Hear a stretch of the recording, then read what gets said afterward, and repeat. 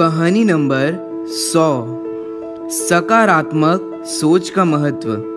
एक बार एक व्यक्ति ऑटो से रेलवे स्टेशन जा रहा था। ऑटो वाला बड़े आराम से ऑटो चला रहा था। तभी एक कार अचानक ही पार्किंग से निकलकर रोड पर आ गई।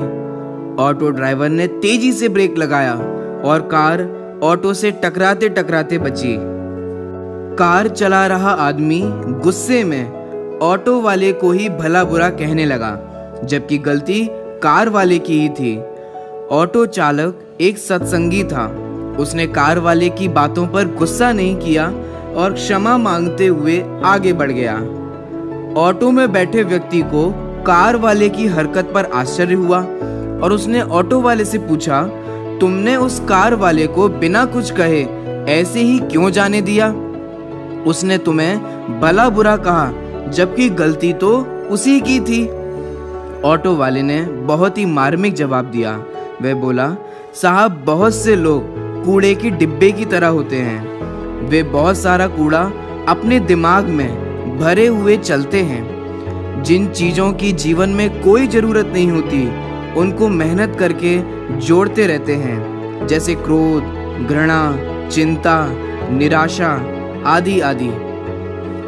जब उनके दिमाग में इनका कूड़ा बहुत अधिक हो जाता है तो वे अपना बोझ हल्का करने के लिए इसे दूसरों पर फेंकने का मौका ढूंढने लगते हैं। इसलिए मैं ऐसे लोगों से दूरी बनाए रखता हूं और उन्हें दूर से ही मुस्कुराकर अलविदा कह देता हूं, क्योंकि अगर उन जैसे लोगों द्वारा गिराया हुआ कूड़ा मैंने स्वीकार कर लिया तो मैं भी कूड़े का ट्रक बन जाऊंगा और अपने साथ साथ आसपास के लोगों पर भी वही कूड़ा गिराता रहूंगा।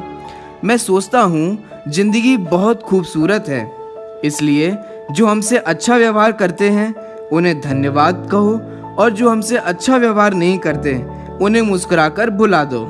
हमें याद रखना चाहिए कि सभी मानसिक रोगी केवल अस्पताल में ही नहीं रहते, कुछ हमारे आसपास खुले में भी रहते हैं। प्रकृति के कुछ नियम हैं, जिनमें से पहला नियम यह है कि यदि खेत में बीज न डाले जाएं तो कुदरत उसे घास फूस से भर देती है। उसी तरह यदि दिमाग में सकारात्मक विचार न भरे जाएं तो नकारात्मक विचार अपनी जगह बना ही लेते हैं। दूसरा नियम यह है कि जिसके पास जो होता है वह वही बांटता है। सुखी सुख बांटता है, दुखी दुख बांटता है, ज्ञानी ज्ञान बांटता है, भ्रमित भ्रम बांटता है और भयभीत भय बांटता है। जो खुद डरा हुआ है वह औरों को डराता है, दबा हुआ दबाता है, चमका हुआ चमकाता है। इसलिए हमें चाहिए कि हम अपने जीवन में तत्व ज्ञान के बल से सकारात्मकता को अपनाएं।